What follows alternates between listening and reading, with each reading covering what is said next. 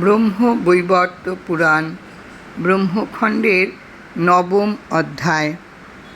হে শৌনক, এই ধর্মপুত্রগণ সকলেই ধর্মপরায়ণ ছিলেন। হে মহর্ষি, এখন রুদ্র পত্নীগণের নাম কীর্তন করছি, শ্রবণ করুন।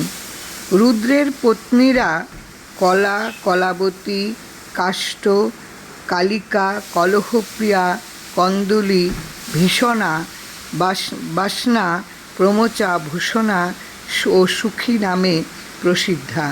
এরা সকলেই বহু সন্তান প্রসব করেন, আর সেই সব সন্তানরা শিবের অনুচর ছিলেন। শিবপত্নী প্রকৃতি সতীদেবী নিজ পিতা দক্ষরাজের মুখে স্বামীর ভয়ঙ্কর নিন্দাবাদ সহ্য করতে না পেরে যজ্ঞভূমিতে আত্মকলেবর ত্যাগ করে পুনরায় হিমালয় পত্নী মেনকার গর্ভে জন্মগ্রহণ করেন। তিনি পূর্বজন্মের মতো শিবকেই পতিরূপে প্রাপ্ত হন। জয় রাম, জয় রাম।